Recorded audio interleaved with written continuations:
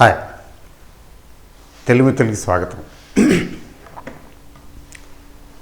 ఈరోజు మార్కెట్లో పెద్ద అలజడి ఏమి జరగలేదు. సెటిల్మెంటు సజావుగానే ముగిసింది. బట్ ఏంటంటే అప్వార్డ్ మూమెంట్ మాత్రం హాల్ట్ అయింది. It was halted maybe partly because of settlement. ఈరోజు వీక్లీ సెటిల్మెంట్ కదా, అందువలన రిస్ట్రిక్ట్ చేశారా. 12,700 దగ్గర అది ఆగిపోయింది, రిస్ట్రిక్ట్ అయిపోయింది. పైకి వెళ్ళడం లేదు, but at the same time కిందకు కూడా వెళ్ళడం లేదు. అస్సలు 650, 640 రేంజ్కి వస్తే there was a tremendous support. ఎంత సపోర్ట్ వచ్చిందంటే ఫైనల్గా 700 దగ్గరే. 700ని పైకి వెళ్ళడం లేదు, 650 కంటే కిందకి రానివ్వలేదు. అట్లా మార్కెట్ రిస్ట్రిక్టెడ్గా క్లోజ్ అయింది. ఎందుకంటే సెటిల్మెంట్ ఎండే కదా. జనరల్గా ఈ ఆప్షన్స్ కరిగించేయాలని బోత్ సైడ్స్ ఆప్షన్స్ కరిగించడం కోసం చేస్తారు, అలాగే చేశారు. అందువల్ల ఈరోజు జరిగినటువంటి మార్కెట్ తాలూకు ట్రెండ్, ఈరోజు జరిగిన మార్కెట్ పనితీరు ట్రెండ్ని సూచించటం లేదు, ట్రెండ్ని రిఫ్లెక్ట్ చేయదు. మార్కెట్ ట్రెండ్ గురించి క్లూ ఇవ్వదు. ఎందుకంటే డెలిబరేట్గా పట్టుబట్టి కావాల్సిన విధంగా వాళ్ళు ఆపరేటర్స్ చేసుకుంటారు. సెటిల్మెంట్ రోజు ట్రై చేస్తారు. ఆపోజిట్ సైడ్ చాలా స్ట్రాంగ్గా ఉంటే అప్పుడు అది వేరే సంగతి. హూ విన్స్ ద రేస్ అంటే సంబడి ఎయిదర్ ఆఫ్ దెమ్. ఇప్పుడు నిర్మలా సీతారామన్ గారు ప్యాకేజ్ కూడా అనౌన్స్ చేశారు, 12 స్కీములు పెట్టారు.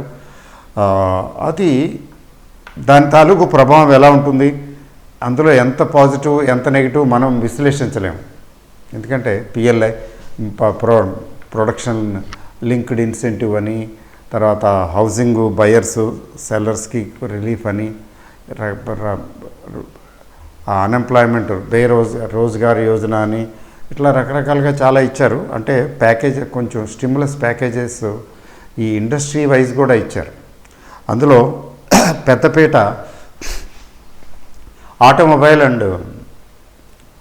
ఆటోమొబైల్ యాన్సిలరీస్కి ఇచ్చారు. అది ఆ ఇండస్ట్రీ ఎంతవరకు దాన్ని పాజిటివ్గా తీసుకుంటుంది, స్టాక్ మార్కెట్ ఎలా రిఫ్లెక్ట్ అవుతుంది అనేది రేపు తెలుస్తుంది. రేపు కొంత తెలుస్తుంది, రానున్న కాలం చెప్తుంది. బట్ ఏంటంటే మార్కెట్లో ఏమవుతుందంటే,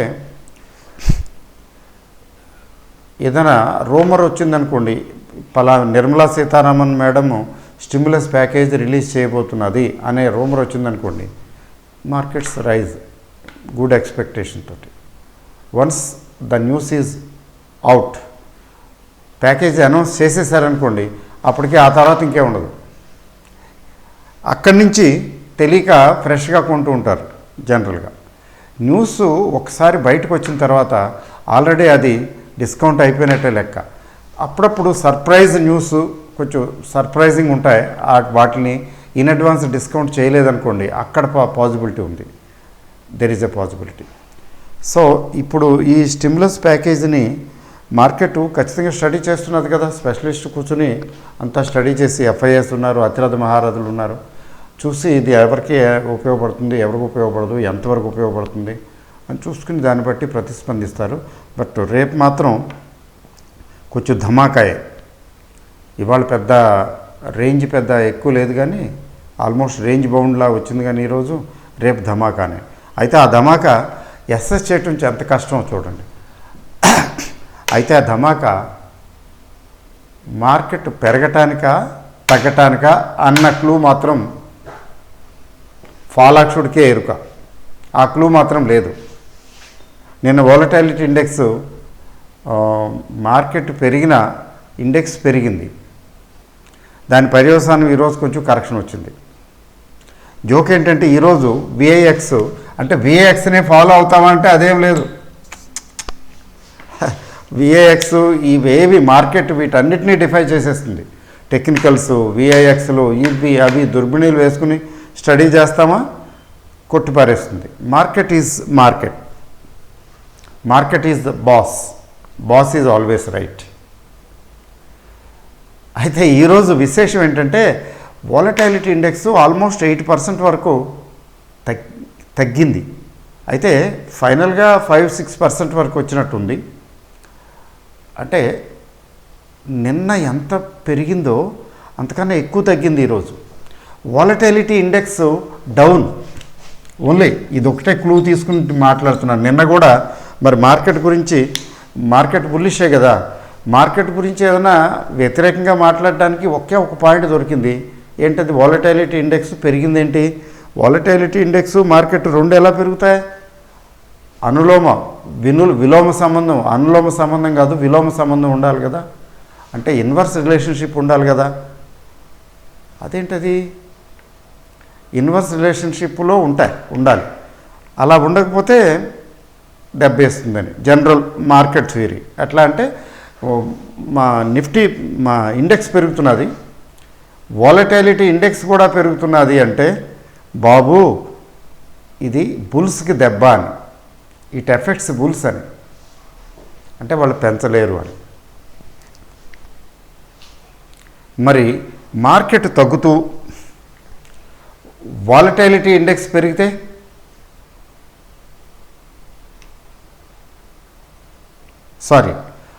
మార్కెట్ తగ్గుతూ వాలటిలిటీ ఇండెక్స్ కూడా తగ్గితే, ఇవాళ జరిగింది అదే.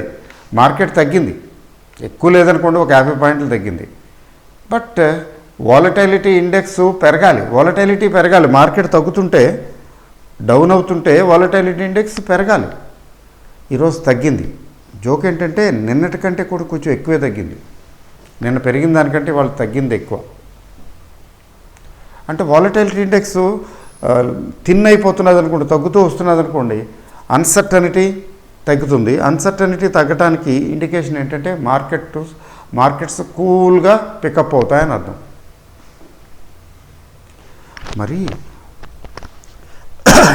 మార్కెట్ వాలటిలిటీ ఇండెక్స్ ఇంతగా తగ్గటం ఏమిటబ్బా ఈరోజు? 3%, 4%, 5% అలా చూస్తుంటే అలాగా మార్కెట్ అయితే పెరగటం లేదు, కానీ వాలటిలిటీ ఇండెక్స్ మాత్రం తగ్గుతున్నది. మార్కెట్ తగ్గింది, వాలటిలిటీ ఇండెక్స్ తగ్గింది. నిన్న ఈరోజు కూడా డైరెక్ట్ రిలేషన్షిప్, ఆ రెండు పెరగటం, రెండు తగ్గటం, లేదా రెండు పెరగటం. నిన్నేమో రెండు పెరిగాయి, ఇండెక్స్ పెరిగింది, వాలటిలిటీ ఇండెక్స్ విక్స్ పెరిగింది. ఈరోజు విక్స్ తగ్గింది, మార్కెట్ తగ్గింది. పారాడాక్సికల్. నిజంగా ఇట్లాంటి పారాడాక్సికల్ సిచ్యువేషన్స్ తక్కువగా వస్తాయి. అంటే మార్కెట్ తగ్గినా వాలటిలిటీ ఇండెక్స్ తగ్గటం లేదు అంటే ఖబర్దార్, బేర్స్ అని అర్థం. జనరల్గా టెక్నికల్గా చెప్పాలంటే బేర్స్ జాగ్రత్త అంటే వాలటిలిటీ తగ్గుతున్నది, బేర్స్ జాగ్రత్తగా ఉండండి అని ఇండికేషన్, కాషను. నిన్న ఇండికేషన్ ఏంటి? బుల్స్ జాగ్రత్తగా ఉండండి అని. సరే, ఆ మేరకు కొద్దిగా తగ్గింది, పెద్ద ఏం లేదు. ఈరోజు తగ్గిందిలేండి market. Bulls beware bulls caution నిన్న ఇచ్చింది, వాళ్ళకు తగ్గింది, పెద్దగా ఏం కాదు. అయితే పెద్దగా ఏం కాదంటే వీక్లీ సెటిల్మెంట్ కాబట్టి కొంచెం మ్యానిపులేషన్ ఎలాగో ఉంటుంది. అయితే అసలు ఇంపాక్ట్ రేపు కదా తెలుస్తుంది కాస్త కూస్తో. బట్ ఈరోజేమో volatility index down, market down, అంటే షిఫ్ట్ అయిపోయింది సిచ్యువేషను. బివేర్ బేర్స్ అని. కానీ ఇలాగే జరుగుతుందా రేపు? చూడండి, everything is a learning process. ఇప్పుడు నిన్న వాలటిలిటీ ఇండెక్స్ బేసిస్ మీద కొంచెం బాగానే కనిపించింది రిజల్ట్. ఈరోజు కనిపించినటువంటి వాలటిలిటీ ఇండెక్స్ బేస్ చేసుకుని ప్రెడిక్ట్ చేయవలసి వస్తే, ఎస్ఎస్ చేయవలసి వస్తే, రేపు మార్కెట్ ఇంప్రూవ్ అవ్వాలి. అంటే బివేర్ ఆఫ్ బేర్స్ అని కదా, రానున్న కాలం మిమ్మల్ని మళ్ళీ కొట్టిపారేస్తారు, జాగ్రత్తగా ఉండండి అని చెప్పటం. బేర్స్కి శుభం కాదు ఇది అని. కానీ నిజానికి ఏమవుతుంది అనేది ఉత్కంఠతో మనం వేచి చూడాల్సిందే. ఎందుకంటే మార్కెట్ ఈజ్ మార్కెట్ థియరీలు ఎన్నున్నా దాని పద్ధతిలో దాని పోకడ దానిదే, దాని పద్ధతిలో అది పోతుంది.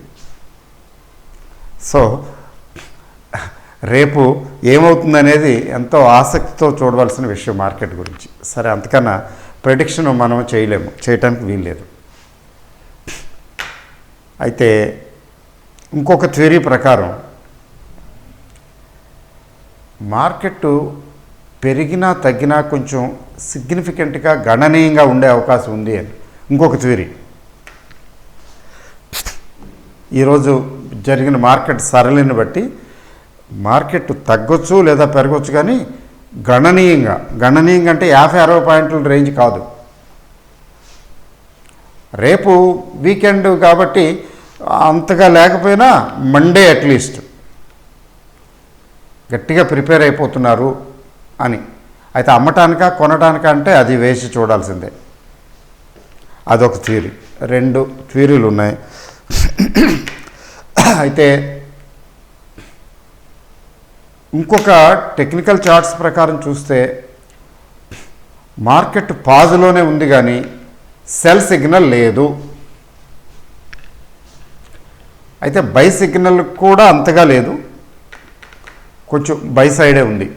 అంటే 60% ప్రాబబిలిటీ బై సైడ్ ఉంది టెక్నికల్ చార్ట్స్ ప్రకారం, 40% ప్రాబబిలిటీ సెల్ సైడ్ ఉంది. ఇంతే. కానీ రేపు ఈ పెద్ద ఆపరేటర్స్, ద్వీపాంతరవాసులు కానీ ఎవరైనా పెద్దవాళ్ళు, వాళ్ళు ఎలా డిసైడ్, వాళ్ళ మైండ్లో ఏముందో తెలియదు, వాళ్ళ డెసిషన్ బట్టి అటో ఇటో అయిపోతుంది. ఎందుకంటే 60% 40% ప్రాబబిలిటీలు పనిచేయవు కదా. కొంచెం ఎక్కువ ప్రాబబిలిటీ కనబడుతున్నది అంతే. దానికి వ్యతిరేకంగా రేపు ఆపరేటర్స్ ప్లాన్ చేసి రంగంలోకి దిగారనుకోండి, this probability will go wrong. ఇదేమో 90%, 99% ప్రాబబిలిటీ కాదు కదా. 99% ప్రాబబిలిటీ కూడా గ్యారంటీ కాదు కదా. 1% అన్సర్టన్ కదా. అందువలన మార్కెట్ని మనం ఎట్టి పరిస్థితుల్లో రేపటి గురించి మనం ప్రెడిక్ట్ చేయలేము, చేయకూడదు. అయితే మామూలుగా స్టాక్ వైజు స్టాక్స్గా తీసుకున్నట్లయితే ITC gain like anything. ITC ఒకటి, ఈ వీటిల్లో ఐటీసీ ఒకటి గెయిన్ అయింది. కొంచెం వేదాంత కూడా నిన్న అనుకున్నదే కదా, వేదాంత కూడా గెయిన్ అయింది. Better late than never. అయితే బ్యాంక్స్ ఈరోజు టింకర్ అయింది. ఎస్బీఐ డౌను, ఐసిఐసిఐ కూడా డౌనే. తర్వాత హెచ్డిఎఫ్సి బ్యాంకులో కూడా ప్రాఫిట్ బుకింగ్ వచ్చింది. ఇట్లా ఏంటంటే ప్రాఫిట్ బుకింగ్లు బ్యాంకులో వచ్చాయి. అందువల్ల 28,000 చిల్లరకి వచ్చేసింది. 28,200 300 ఆ రేంజ్కి వచ్చేసింది బ్యాంక్ నిఫ్టీ. 29,000 దగ్గర టచ్ చేసి అక్కడ నిలబడలేక వెనక్కి వచ్చేసింది. మళ్ళీ వెళ్తుందా, ఎప్పుడు వెళ్తుంది, that is we have to see. తర్వాత పర్టికులర్ స్టాక్ గుర్తు రావటం లేదు.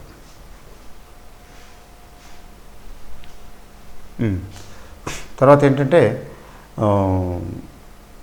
కోల్ ఇండియా రిజల్ట్ అంత బాగోలేదని మార్కెట్ కొంచెం ఎక్కువగా ఓవర్గా ఈ మధ్యన కొన్నారు. ఈ మధ్యన ఓవర్గా కొన్న వాళ్ళు కొంచెం తగ్గించారు. ఈరోజు కొంచెం కోల్ ఇండియాలో సెల్లింగ్ ప్రెషర్ వచ్చింది అంతే. బట్ అది నిలదొక్కుంటుంది. Coal India it is not on the selling side. ఒకవేళ ఇంకా 4-5 రూపాయలు తగ్గినా మళ్ళీ రికవర్ అయిపోతుంది. అంటే ఇట్ ఈజ్ బై ఆన్ డిప్సే, తగ్గితే కొనుక్కోవడానికి అనుకూలంగా ఉన్న షేరే. కానీ అయితే ఇప్పుడు మార్కెట్ పీక్లో ఉంది కదా అంటే దానికి ఇది అంతగా వర్తించకపోవచ్చు. ఎందుకంటే మార్కెట్ పీక్లో ఉన్నప్పుడు పెరిగినప్పుడు ఇదేం పెరగలేదు కదా, మార్కెట్తో పాటు పెరగలేదు. కాబట్టి మార్కెట్ తగ్గితే ఇది తగ్గాలనేం లేదు. అందుకని coal India is still okay. అది కాకుండా మీరు గమనిస్తూ ఉండాలి పిఎస్యూస్లో పిఎఫ్సి, తర్వాత ఆర్ఈసి, ఈ కొంచెం ఇప్పటికీ రైజింగ్ మోడ్లో ఉన్నాయి. స్టిల్ వర్త్ హోల్డింగే, స్టిల్ వర్త్ హోల్డింగ్. ఆర్ఈసీ అయితే కొంచెం బాగానే చక్కగా పెరిగింది. పిఎఫ్సి కూడా పర్వాలేదు, 100 క్రాస్ అయిపోయింది. 86-87 చూసాం మొన్నటి వరకు. ఇంకా still they have stream left, ఇంకా స్ట్రీమ్ ఉంది వాటిల్లో. ఏదైనా గప్పుకుని మార్కెట్లు ఫటాఫట్ పడిపోవడం మొదలు పెడితే ఇవన్నీ వస్తాయి అనుకోండి కరెక్షన్లోకి. అదర్వైజ్ నార్మల్గా ఉంటే లేదా మార్కెట్ ఇంప్రూవ్ అయితే ఇవి ఇంకా పెరుగుతాయి, ఆ ఛాన్సెస్ ఉన్నాయి. తర్వాత సిమెంట్ కంపెనీల రిజల్ట్స్ ఓవరాల్గా బాగున్నాయి. మరి ఎట్లా బాగున్నాయి, ఎందుకు బాగున్నాయి అంటే that's we have to see. It's a good news. ఎందుకంటే ఇన్ఫ్రాలో సిమెంటు మెయిన్. తర్వాత మెటల్స్ కూడా ముందు బాగుండే అవకాశం ఉంది. అది హౌ ఇట్ టర్న్స్ అవుట్ అనేది మనం చెక్ చేయాలి.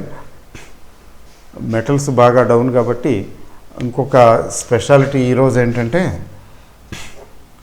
పురవంకర కన్స్ట్రక్షన్స్ అని, పురవంకర ప్రాజెక్ట్స్ కన్స్ట్రక్షన్స్, ఈ బెంగళూరు బేస్డ్. ఇది ఒక రోజులో 14% పెరిగింది. దీంతో ఉన్న బాధే, ఉన్న ఇబ్బందే అది. 40-45 రేంజ్ పర్వాలేదు అనుకున్నాం. 40-45 రేంజ్లోనే ఉందిలేండి నిన్న మొన్నటి వరకు. In one day it is 14% up. ఇప్పుడు 54-55కి వచ్చేసింది చూస్తూ. అలాగే ఇండియా బుల్స్ రియల్ ఎస్టేట్ చాలా ఎక్కువ లాసులు ఉంటాయని ఎక్స్పెక్ట్ చేశారు, కానీ అంత లాస్ లేదు. ఆటోమేటిక్గా షార్ట్ కవరింగ్ వచ్చేసింది, తర్వాత బయింగ్. మొత్తానికి ఇండియా బుల్స్ రియల్ ఎస్టేటు ఇట్లా కొన్ని వచ్చాయి. తర్వాత డిహెచ్ఎఫ్ఎల్కి సంబంధించి న్యూస్ ఏంటంటే, ఇప్పుడు ఆ వర్ధవాన్ గారు దాని సిఇఓ కదా,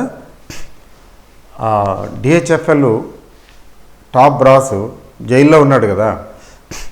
ఏముంది, మేమే తీసేసుకుంటాం, మేము కొనేసుకుంటాం, మేము పే చేసేస్తాం, కావాల్సిన ఎవరికి ఎంత పే చేయాలో అది పే చేసేస్తాం, we will do it, we can do it అని ఆయన ఒక పక్కన చెప్తున్నాడు. తర్వాత అవి ఎవరైతే మేము కొనుక్కుంటాం, ఈ కంపెనీని మేము కొనుక్కుంటాం అని ముందుకు వచ్చారో 3-4 వచ్చేసారు కదా మొత్తం మీద, ఫారినర్స్ ఇండియన్స్ కలిపి. వాళ్ళ బిడ్ని ఐ థింక్ 50% పైన పెంచేశారు బిడ్ని. ఇప్పుడు 100 కోట్లు కొనుక్కుంటాం అనుకున్నాడు, 150 కోట్లు అలా అనమాట. దానివల్ల 12-13 రూపాయలు ఉండేటటువంటి డిహెచ్ఎఫ్ఎల్ దగ్గర 17కి వచ్చేసింది. అంటే if everything goes right, DHFL somebody will buy, లేదా ఈ వద్వా ఈ గ్రూప్ వాళ్ళే అంతా బోల్డ్ అంత డబ్బులు మనీ లాండరింగ్ చేసేసి డైవర్ట్ చేసేసి పెట్టేసి ఉంటాయి కదా, అక్కడక్కడ బోల్డ్ డబ్బులు ఉంటాయి. మేమే అప్పులు అవి తీసుకుని మేమే పే చేసేస్తాం అన్నట్టుగా వీన్ రెడీ అవుతున్నాడు ఒక పక్క నుంచి అసలు ఓనరు, ప్రమోటరు. దీని ప్రకారం వీళ్ళే క్రెడిటార్స్కి పే చేయడానికి సిద్ధపడితే ఇబ్బంది ఏముంది, కంపెనీ కళ్ళు వీళ్ళ చేతిలోకి వచ్చేస్తుంది కదా, మళ్ళీ నడుపుతారు కదా.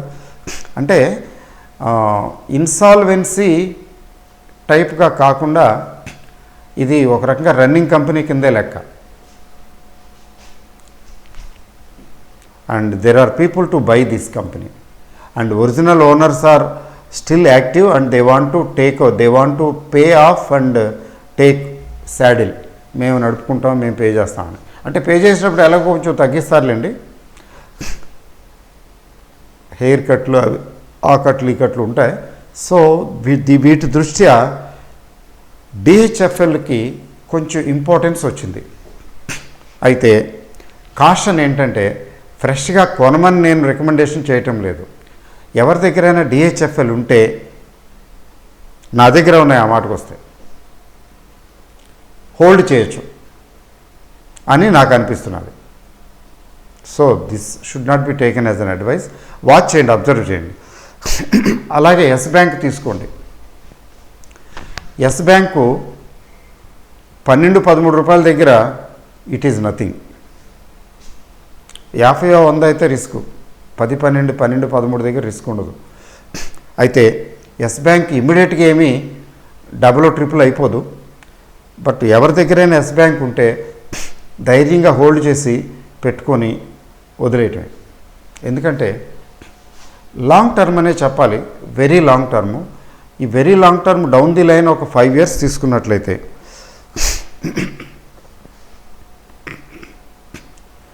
డౌన్ ది లైను 5 years తీసుకున్నట్లయితే Yes bank is going to shine. అంత పేషెన్స్ ఉండాలి. చాలా కాలం పెరగకపోవచ్చు, కొద్దిగా పెరగవచ్చు. Very very long term perspective ఉన్నవాళ్ళైతే ఇప్పుడు ఈ రేట్లో ఎస్ బ్యాంక్ను కొనుక్కోవచ్చు అని నాకు అనిపిస్తున్నది. This is not to be treated as a recommendation. This you have to take decision on your own. Okay, ఇది అడ్వైస్గా తీసుకోకండి. మీరు స్టడీ చేసి మీరు డెసిషన్ తీసుకోండి. జస్ట్ నా అభిప్రాయం మాత్రమే. ఈ ఎస్ బ్యాంక్ నా దగ్గర ఉన్నాయి, డిహెచ్ఎఫ్ఎల్ నా దగ్గర ఉన్నాయి. కాబట్టి ఫైనల్ డెసిషన్ యాక్చువల్గా బయింగా హోల్డింగ్ అనేది ఫైనల్గా మీరు చేసుకోవాల్సిందే. ఎవరు ఏది చెప్పినా, నేను చెప్పినా, ఎవరు చెప్పినా అది వారి అభిప్రాయం మాత్రమే అని అర్థం చేసుకోండి.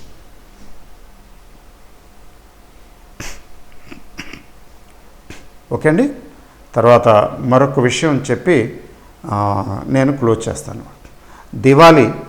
దీపావళి వచ్చేసినట్టే. దీపావళి ఈ ఆనవాయితీ మనకి భారతదేశంలో ముఖ్యంగా బీఎస్సీ మార్వారీస్ వాళ్ళు ఈ వెస్ట్రన్ బెల్ట్ బాంబే గుజరాత్ ఏరియాల్లో ఈ ట్రేడింగ్ వాళ్ళు ఎక్కువ కదా చేస్తుంటారు కదా. ఇది మనకి ఆనవాయితీ ఏంటి, దీపావళి నాటికి మొత్తం క్లోజ్ చేసేస్తారు, అకౌంట్స్ క్లోజ్ చేసేసి ఫ్రెష్గా అకౌంట్స్ స్టార్ట్ చేస్తారు. ఈ సంవత్సరంలో ఎంత సంపాదించామనేది లెక్కలు తేల్చుకుంటారు. అదంతా సిస్టమ్. అయితే ఇండియన్ మార్కెట్లోకి ఎప్పుడైతే ఎఫ్ఐఐస్ వచ్చేసారో, తర్వాత ఎప్పుడైతే మ్యూచువల్ ఫండ్స్ పుంజుకున్నాయో, మ్యూచువల్ ఫండ్స్ ఎప్పుడైతే పెరిగాయో, ఇన్వెస్ట్మెంట్స్ పెరిగాయో, అప్పటి నుంచి ఈ దీపావళి తాలూకు ఇంపార్టెన్స్ తగ్గింది. దీపావళి రోజు జనరల్గా మా రోజుల్లో ఎలా ఉండేదంటే, దీపావళి రోజు ఖచ్చితంగా మోస్ట్లీ మార్కెట్లు పెరిగేవి, అంటే ఫ్రెష్ బయింగ్ వస్తున్నదని. దీపావళి ముందు తగ్గేవి. అది పోయింది ఆ ట్రెండ్. దీపావళిని మర్చిపోయారు జనం. అంతేకాదు, ఎఫ్ఐఐస్ డిసెంబర్ ఎండ్కి అమ్మేసుకుని సెలవులకు వెళ్ళిపోతారు. ఎప్పుడో నిదానంగా జనవరిలో జాయిన్ అవుతారు. ఎఫ్ఐఐస్ వచ్చిన తర్వాత ఈ ట్రెండ్ మొదలైంది. కానీ అది కూడా నలిఫై అయిపోయింది. ఇప్పుడు డిసెంబరు జనవరి ఇంపాక్ట్ పెద్దగా ఉండటం లేదు. ఎందుకంటే ఎఫ్ఐఐస్ ప్రిడామినెంట్గా డామినేట్ చేసేవాళ్ళు మార్కెట్ను ఒకప్పుడు. ఇప్పుడు ఎఫ్ఐఐస్ కూడా ప్రిడామినెంట్గా డామినేట్ చేయలేకపోతున్నారు. ఈక్వల్లీ డామినెంట్ మన డిఐఐస్, ఇన్స్టిట్యూషన్ బయర్స్ ఉన్నారు, పెద్ద వాళ్ళు వచ్చేసారు. అందుకని వాళ్ళకి ధీటుగా వీళ్ళు ఉన్నారు. మంచి గుడ్ ఇండికేషను. నేను చెప్పేది ఏంటంటే, ఈ దీపావళికి తీసుకున్నట్లయితే గుడ్ న్యూస్ అనాలో ఎట్లా అనాలో తెలియదు, కానీ మార్కెట్లు బాగా రికవర్ అయిపోయాయి. అంతేకాదు, ఆల్ టైమ్ హైక్ వచ్చాయి కదండి. ఆల్ టైమ్ హైక్ వచ్చిన ఈ నేపథ్యంలో ఈ దీపావళికి దివాళీ పిక్స్ అని మీరు చూసారా? ప్రతి ఒక్కరు దివాళీ పిక్స్ ఇస్తుంటారు. దివాళీ పిక్స్ ఈ దీపావళికి కొనుక్కుంటే వచ్చే దీపావళికి ఇవి బాగుంటాయి అని 1 ఇయర్ 2 ఇయర్. అయితే ఈసారి కూడా కొంచెం జాగ్రత్తగా ఉండండి దివాళీ పిక్స్తో. ఎందుకంటే మార్కెట్ పీక్లో ఉన్నప్పుడు ఇప్పుడు దివాళీ పిక్స్ చూడటానికి బాగానే ఉంటాయి. రేపు పొద్దున కరెక్షన్ వచ్చినప్పుడు ఈ దివాళీ పిక్స్ అన్నీ ఎక్కడికో వెళ్ళిపోతాయి. అందుకని దివాళీ పిక్స్ కొనే మోజులో, అంటే కొనే తొందరపాటు చేయకండి. అయితే కొన్ని నిజంగానే గ్రోత్ వస్తాయి.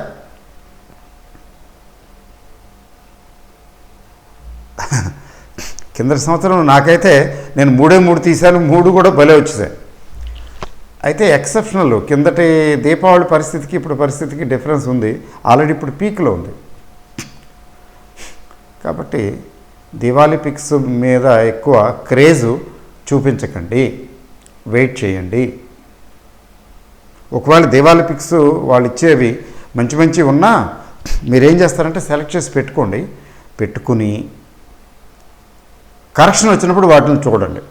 మార్కెట్లో కరెక్షన్ వచ్చినప్పుడు వాటిని చూసి అప్పుడు పికప్ చేసుకోండి. ఇప్పుడు ఇమీడియట్గా పికప్ చేస్తే మళ్ళీ తర్వాత కరెక్షన్ వస్తే అలా ఉండిపోతాయి. అంతే కదా, కొన్ని అలా ఉండిపోతాయి.